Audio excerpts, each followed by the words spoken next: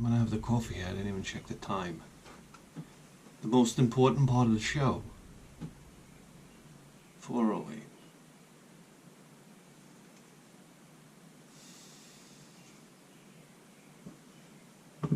Set up the mic here. Oh, fucking thing. I don't know what it is about. What is it about pot where it was like in the 60s and 70s smoking pot was completely acceptable. Then in the 80s and 90s it was like you could go to the electric chair for smoking a joint. And now everybody's smoking pot again.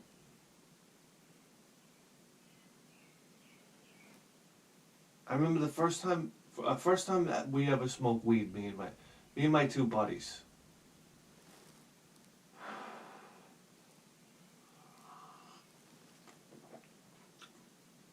And it was such a covert operation. We had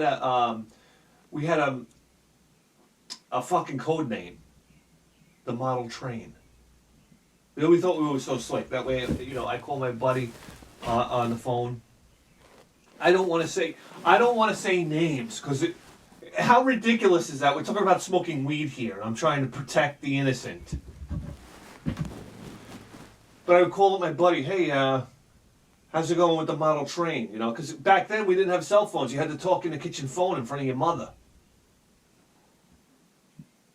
So, hey man, how you making out with the Model Train? So my buddy, he went to Lindenhurst School, and over there they had the Dunninas, which are like the metalhead kids. And I remember saying to him, he's like, yeah, I can buy weed from one of the Dunninas. And I'm like, what the hell is Dunnina? He's like, like a metalhead. Dun-dun-dun-dun-dun-dun-dun-dun. I was like, oh, that's brilliant. So I remember he wound up getting like the guy even rolled him the joints, because we couldn't buy a sack of pot. None of us knew how to roll a joint. We didn't know what we were doing. So the guy rolled us I think he rolled us 3 joints. Put it in a little Ziploc bag. Bam. And there it was. It was a Friday night or a Saturday night or something like that. There we go. We got on the phone. Hey, you got the Model Train? All right. I'm coming down. We all go. We meet up at the bike track. There was this place that you would go. It was real secluded. And it was a BMX bike track. And there was one part of the track that had a big hill. And we went up to the big hill and we're sitting there in the dark. And wow, this was an experience, man. It was like we were like 3 Indians sitting in the dirt there at night, and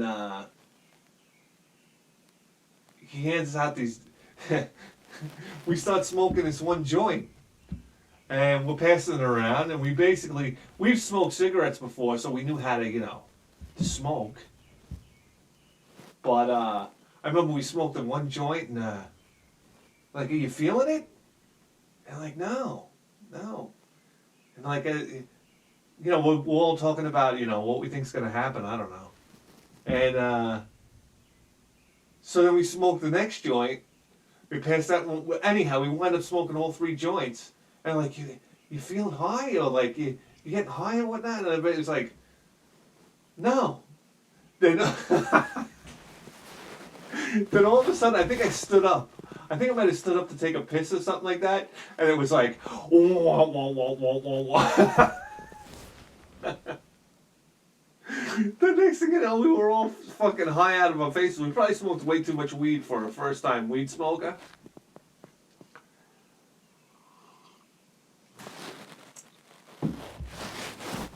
So the next thing you know, we're all walking around. And I think we were pretty quiet.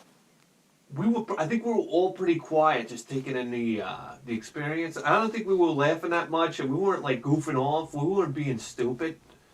I think we were all just really taking in the experience. And I remember we went to, we went to a pizza parlor. We went to King and I Pizza. Oh my God, it's the best Sicilian slice you'll ever have in your life. And the guy that runs the pizza place is like an Elvis impersonator. It was so weird, man. And I remember going in there and ordering pizza and just like staring at the the countertop.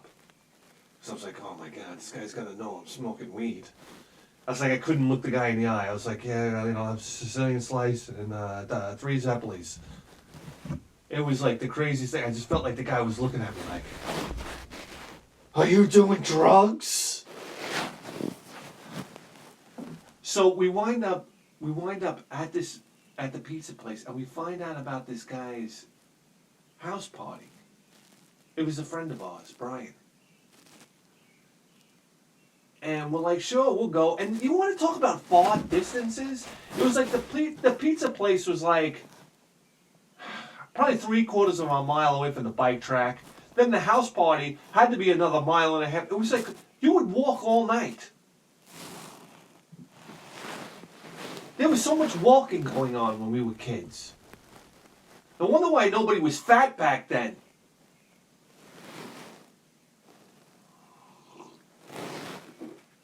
So we heard about this house party. Oh my god, I miss house parties. And we wind up walking, and as I'm walking to this house party, I'm hallucinating. I was seeing I thought I saw like a panther, because it was nighttime, and it was just the lights from the, street lights. I thought I saw like this panther, or like a mountain lion, like blocks away. I was kind of freaked out. Anyhow, we go to this house party, and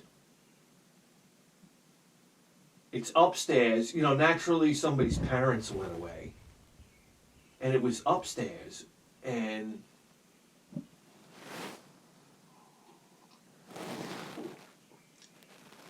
the thing I remember is walking through the door, and Snoop Doggy Dogg was blaring. It was Ain't Nothing But a G Thing. And I just remember how the music sounded. It sounded like, it sounded ridiculous, like it was in stereo. It was so loud. It was like, how and that is such party music right there. So we go upstairs, and everybody's drinking, smoking, you name it. But it was one of those house parties that escalated. Within the hour we were there, it was one of these house parties that escalated out of control. You know how you saw all the neighborhood kids there, and then you started to see kids show up from high school, and you're like, oh wow, this is a party now. Like kids that you knew from high school were there, but kids that you never hung out with at all, but they showed up. And then kids you didn't even know who the fuck they were showed up. And then you could tell seedy kids were showing up. Well, anyway, next thing you know, people are throwing beer bottles. They would drink their beer and throw their beer bottles out the back window of the house, and they were landing on the patio back there. And let me tell you something, by the end of the night, there was a pile of glass back there. It looked like a recycling center.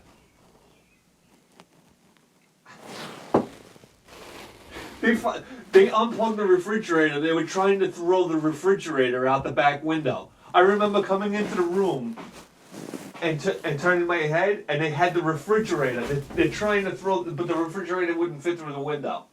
Fucking knuckleheads. And oh my god, this party had everything. There were girls there. One girl was so drunk, they were everybody was doing funnels. It was like they were grabbing people, sticking the funnel in their mouth. And I remember all the empties, all the empty beers, because a lot of kids were punks, They'd drink a beer, and then as soon as it got warm, they'd put the beer down, or it was on to the next beer, or, it was a cool thing to hey, how many beers did you drink, man? And it was like, oh, I drank 8 beers, or something like that, And, so people would drink half a beer, put it down, crack open, give me another beer, So there's all these half, I don't know, these half-empty beers all over this table. The beers were everywhere. And they played this one girl, I remember Jennifer. They had the funnel. Oh, she's like, oh yeah! And they put the funnel in her mouth, and they start pouring. Everybody just picks up a beer off the table and starts pouring it in. And I'm watching this. It was a lot of people were using the beer bottles as ashtrays, and all I see is like all these cigarette butts falling into the funnel. She did this funnel. I swear to God, there was a half a pack of cigarettes in the fucking funnel. Oh my God! And ashes. Oh.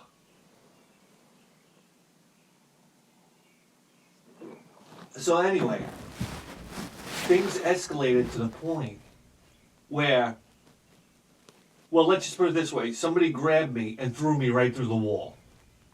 I was about as tall as I am now, which is like 6'4", and I was probably 150 something pounds. I swear to God. I was a rail, and somebody grabbed me and just pushed me right through the wall. I went through both. I went right through the first layer of sheetrock between the studs and right out the other layer of sheetrock into the next room.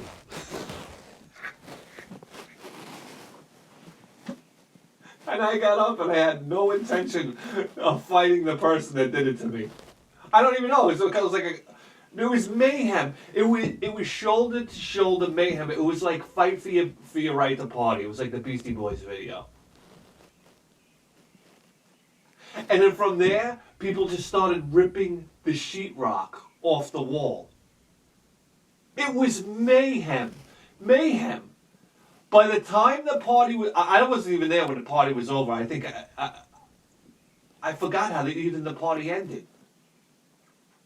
But the top floor of the house was down to studs.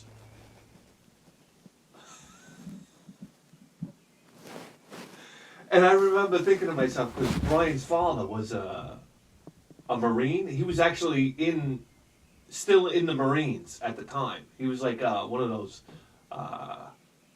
life military guys. I don't know. He was probably like a sergeant in the Marines or something like that. And I remember thinking to myself, I think on the way home, I was like, we're never going to see Brian again. And we didn't see him for a long time. The next day, we all went back to the house to help Brian out, to put sheetrock up. We had this one guy who had a pickup truck, and we went and got sheetrock and whatnot, and we tried to fix it. Let me tell you something, it kind of had to be the worst sheetrocking job you ever seen in your goddamn life. But at least we tried. To have a camera set up in there when Brian's parents came home, oh my God, my most priceless thing you could ever possibly see.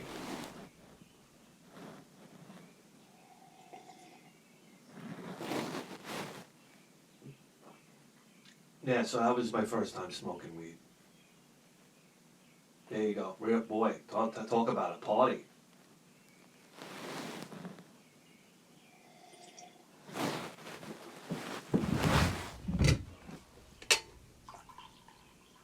Sip of coffee for Brian. Jesus Christ. House parties, man. You know, I miss them.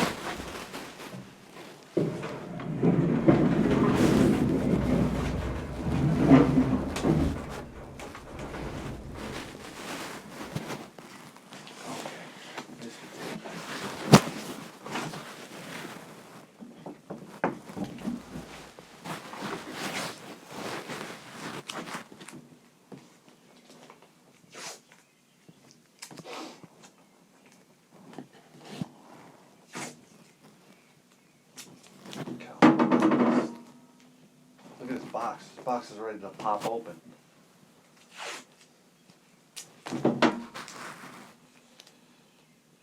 Alright.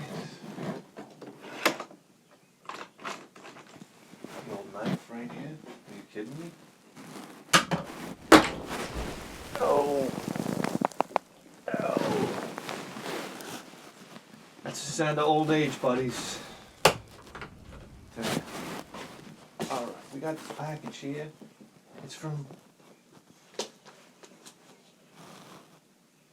It's from Justin.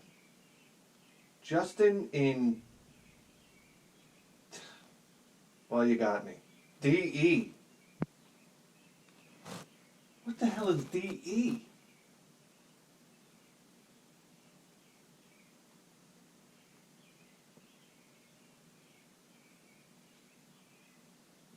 I don't know. DE. Boy, I tell you what, man, I got a couple of neurons up there that are just clanking around. My brain is shot. 41 years old. The brain is shot. Too many house parties. I don't know. Alright, here we go.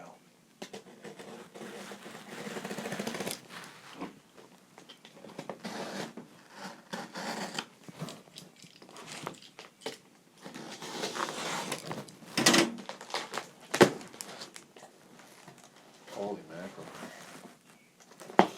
Jeez, look at this. Oh, man. Oh, we're going to have some fun here. Got a note here. Nice note.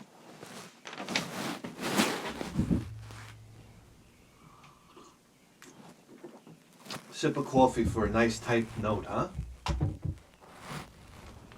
Bithead, a.k.a. the greatest storyteller of my generation. Wow, thank you. I don't know about that, but thank you. First and foremost, thank you for all the time and effort you put into producing the greatest video game program in the history of human civilization. And you better believe that. With a 4K face!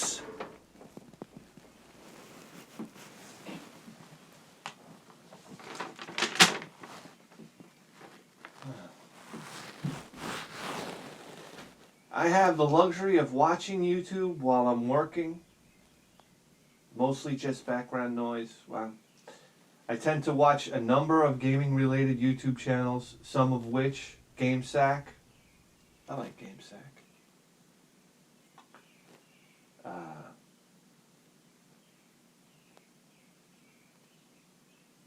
Have you to thank for my checking them out. Oh, that's interesting. However, whenever I get to your show on my playlist, it demands my full attention, and I stop whatever I'm working on to pay attention to every word you have to say. Right? Every story you tell reminds me of my own childhood. I can relate to everything you say. It reminds me of the good old days. So when you started your quest to get the complete NES collection and started scouring around for ways, I started scouring around for ways I could help provide games that you don't have yet. I'm not sure if you have all the games I'm sending your way or not, but feel free to put them toward Operation Wallet Buster. Well, you know, somebody actually emailed me. Somebody had a copy of who emailed me again? Ah, Jesus. Phoenix, Arizona. There was a store, a Bookman's, that had a copy of Flintstones, Dinosaur Peak, for $550. And I got in contact with them, but they wouldn't open up the game.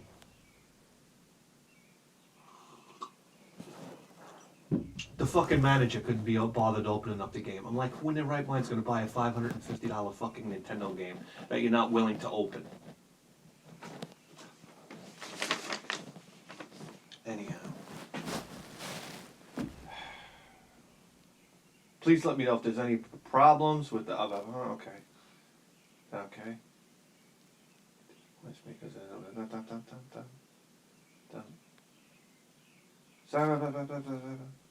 here's hoping our paths cross and we can enjoy a beer sometimes. Wow, wouldn't that be nice? Until then, as long as you keep making content, I'll keep watching. Justin. P.S. Let me know when you get some 2X Bithead T-shirts in. I need one. Okay. One for everybody. Wow, Justin, that's a nice letter you got there. Woo! All right, let's do this. Sip of coffee for Justin, eh?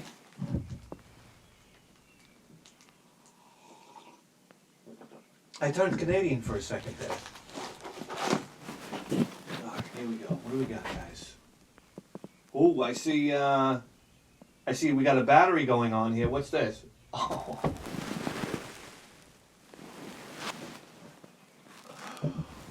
Wow. Oh, yes. Top 5. We got a top 5 NES game right here.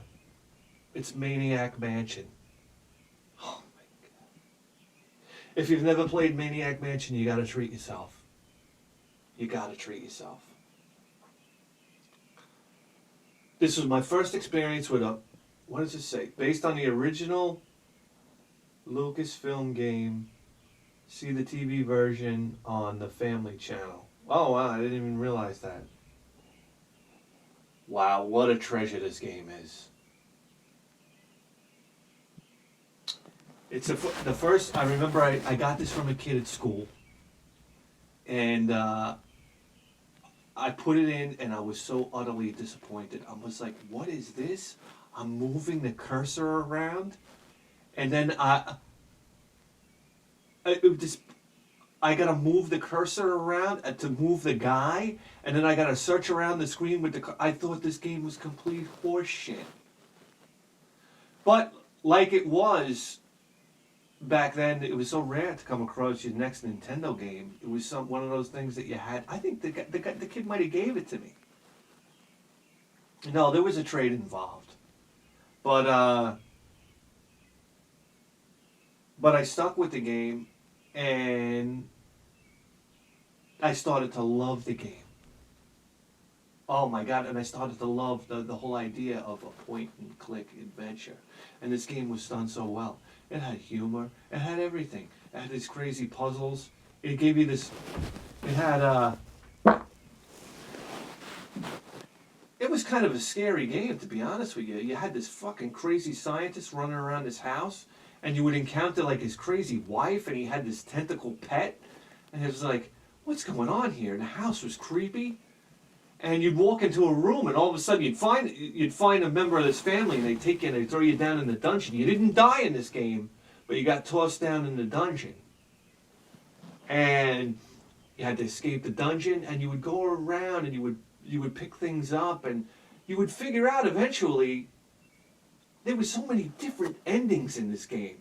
And also 5 different characters you could select from, and they all had different attributes. You know, one was like a computer geek and da-da-da. And you'd go through this mansion, and it had a game room, and it was just like you were using a ham radio, and there was a nuclear reactor in the swimming pool outside. Listen, if nothing else, when you play Maniac Mansion, you run out and drain the swimming pool and let the nuclear reactor blow up. And that's one way to end the game, but not end the game the legitimate way. So, I mean, and the music in this game, Jalico. This is my first time I realized that Jalico made this game. Wow. Or put the game out. I mean, it was a Lucasfilm game, right? Oh my God, this game it's such a treasure. It's such a nostalgic game for me. And we will do a playthrough of this game. I really just don't know how to handle it, because it takes a while, and if I do it, I'm gonna go in there. I don't remember any of the only thing I remember how to do is drain the swimming pool. I mean, I would, you know, it's funny how the memory works. When you see certain things, you know, the memory opens up like a flower. So, I guess the memories would come back as you started to play this game, but wow. Maniac Mansion, man, what a killer game.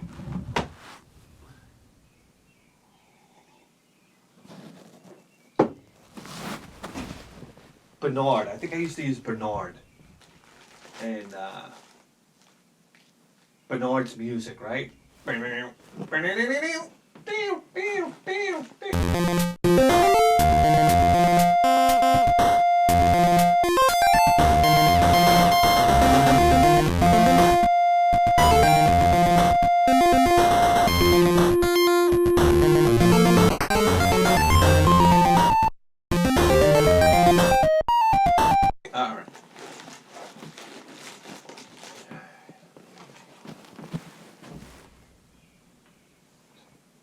Oh, Ghostbusters. We actually do have a copy of Ghostbusters, but wow, this is a really nice copy of it. Ghostbusters. Used to play it for the Commodore 64 over my buddy Rex's house. Similar version to this game. I think the Commodore 64 version was better, to be honest with you. Game was impossible. I don't know. We used to get to the Stay Puft Marshmallow Man and then lose. I don't think we ever beat the game.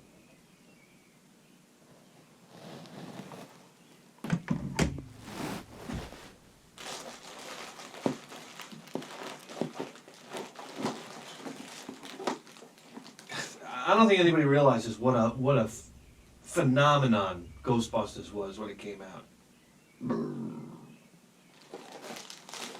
It was a big deal.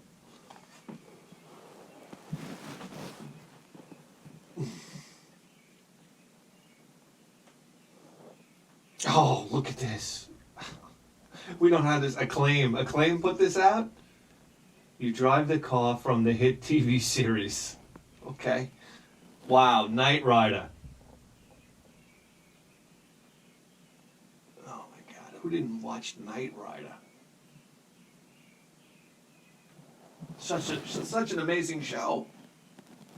But I remember that when Kit wasn't there a time where Kit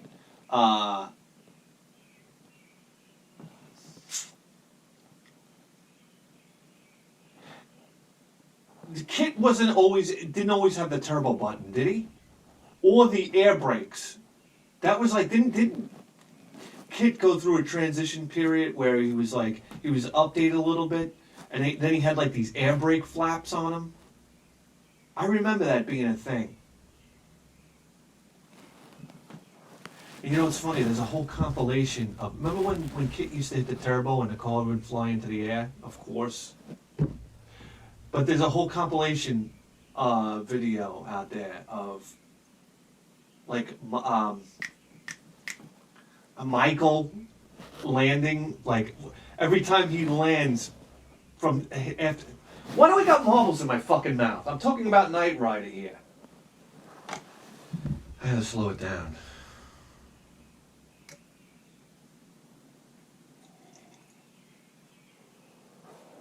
Michael Knight. Every time he lands the car after jumping with the turbo, he looks behind him. Like the car slams down, and then he looks behind him. And he used to do that every single episode. The only way out of here is up. Let's go for it. Turbo boost!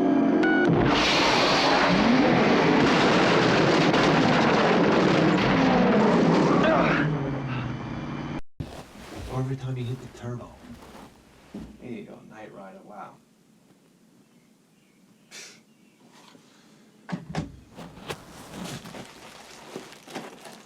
I never played it on the NES.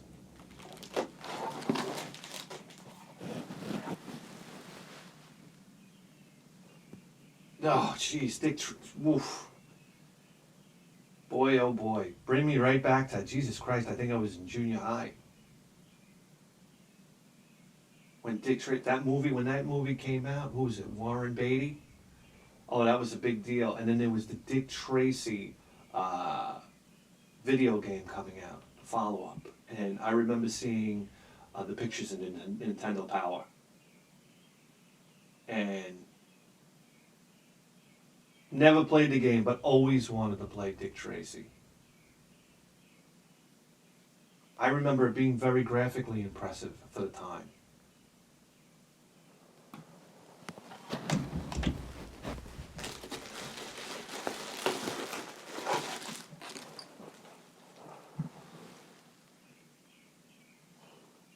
Oh, s.c.a.t. Die. Yeah, we got a copy of s.c.a.t. Die. Uh, this- what was it with skateboarding games that they had to be fucking impossible? Oh my god, s.c.a.t. Die was brutal. It's like TNC Surf Design, Skater Die, 720. Hey man, I just want a skateboard, dude. They were all so difficult. Why?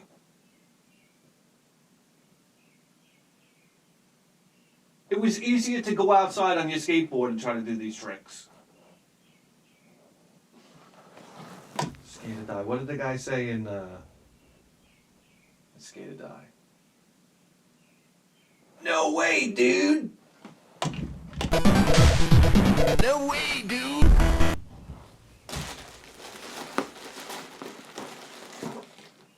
Alright, here we go. Teenage Mutant Ninja Turtles. We talked about this game before. This is a game I bought brand new, I think. Yeah. Probably paid like a whopping $50 for it. But I used to love this game. And I remember I got stuck in a. It was one of these games. Sometimes you would play a game and you would get stuck, and you would be stuck for weeks, months, and you wouldn't know how to get past the part. And it was right at that point where I was driving a van and I couldn't get past a certain part on the overworld. I don't know. I don't know whether I couldn't have been lost. I just didn't know what the fuck I was doing. And I got to this part. It's probably like at the halfway point through the game, and I just couldn't get past it. I think I put the game down for months. And then I remember when I finally found out how to get past that part. It was like, whoa! It's like you got a whole new game again. That would happen. I got hung up in Rygar too, pretty good. On the final boss of Rygar. Oh yeah. That game put me through the ringer. Yeah.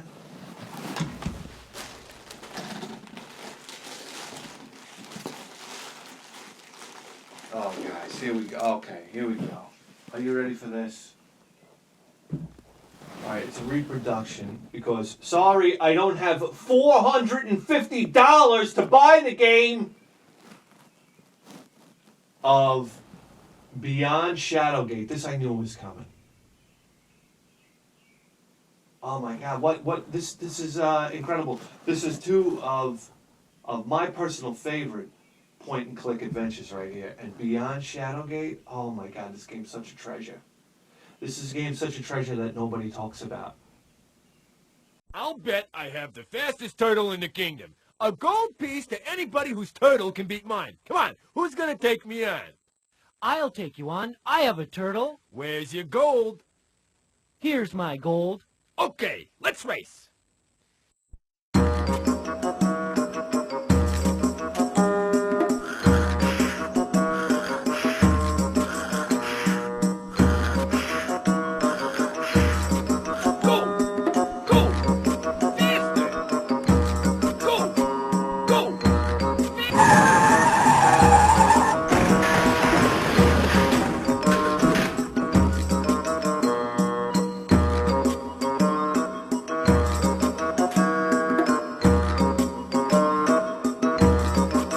Well, looks like my turtle won. I'll take that gold now. I don't know what happened to that turtle. Here's your gold.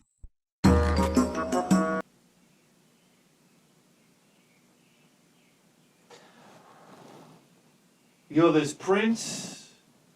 You're next in line for the throne. Your father winds up getting killed. Bosh, ba, ba. You end up in jail, and you have to escape, and then you have to try to find the guy that killed your father. And along the way, this game is so crazy. It's so crazy. And every time you die, you have these wonderful death scenes. And one thing I want to do is I want to do a playthrough of this game, and I want to show all the death scenes because they're so much fun. Oh, why, that's my family album. Let me show it to you. In this album are pictures of all my relatives, beginning way back with my great-aunt Ophelia. You see, here she is on her wedding day. My, wasn't she beautiful? I remember when she used to take me on long walks in the meadow. And my, just look at this dashing young man. That's my Arthur. The day he came to our cottage to ask for my hand. Oh, wasn't he something? And you see, there's my little dog, Ruffy. He was my favorite friend as a little girl. And there's Uncle Horace and Cousin Charles and Sister Ruth and Great-Aunt Matilda with her pet goose. And my friend Beatrice on my father's horse. Now, that horse usually liked the men more than the ladies, and one day he... This is another game that I got stuck in really bad, because point-and-click adventures can be like that. Beyond Shadowgate, even Maniac Mansion, there could be like a little, couple of pixel-sized key or a couple of pixel-sized item laying on one of the boards that you have to scour each board to find, all the items so you can't progress in the game. And Beyond Shadowgate, I think I got nipped a couple times in this game. But oh my god, I would play through this game over and over and over again. And my favorite part in the game, believe it or not, is when you go into the village and there's this, ne'er-do-well hanging out in the corner and he's playing bass guitar. And he's just playing this one riff over and over again when you go talk to him. It's like... ba-ding, doo-ding, doo-doo-doo, doo. Ba-ding, doo-ding, doo-doo-doo, doo.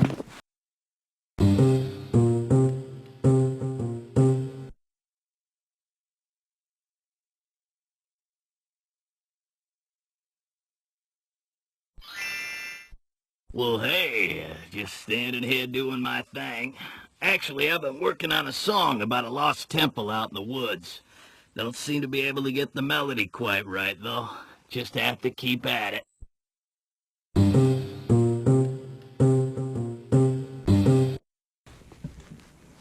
When I think of Beyond Shadowgate, I think of that guy sitting in the corner playing the bass guitar. I don't know why.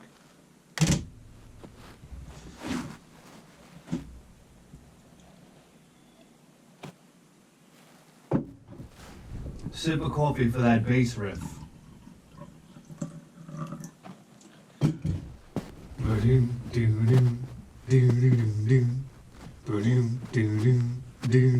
If I was a musician, I would base an entire song off of that riff. And then ICOM would probably come and sue me and take all my money.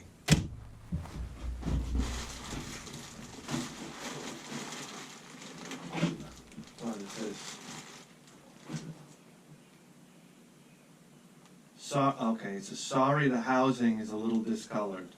Well, we got a mystery game here, buddies. Mystery game.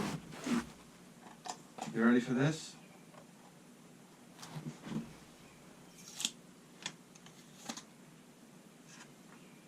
Oh, wow. Oh, Jesus Christ, I wasn't expecting that. Woo! All right, let's talk about a game I know nothing about. All I know is it's a pretty sought-after game here. Natsumi. Ooh. Natsumi. A name I'm probably more familiar with through the PC Engine. Natsumi could put out a game, huh, guys? That's for sure. Here we go. Look at this. s.c.a.t. Special Cybernetic Attack Team. Wow.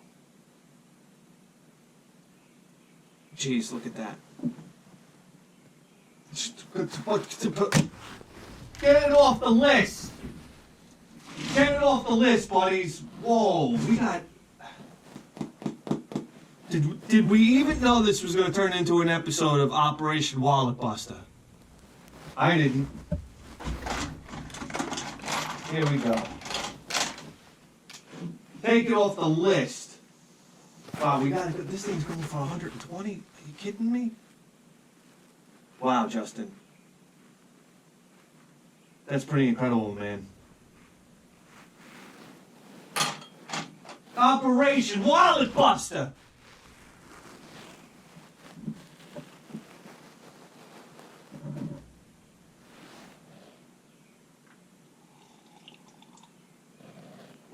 Sip of coffee for Justin.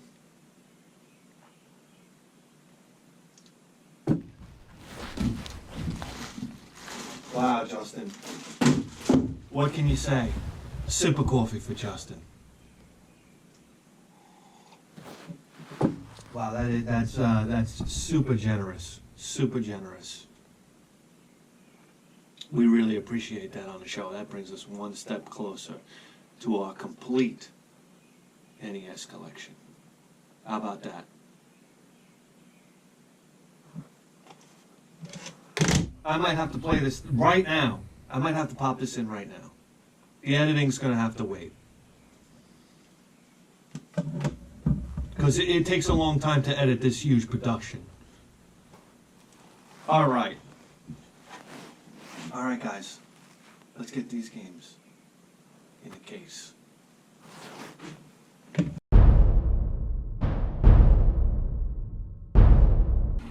Get out of here!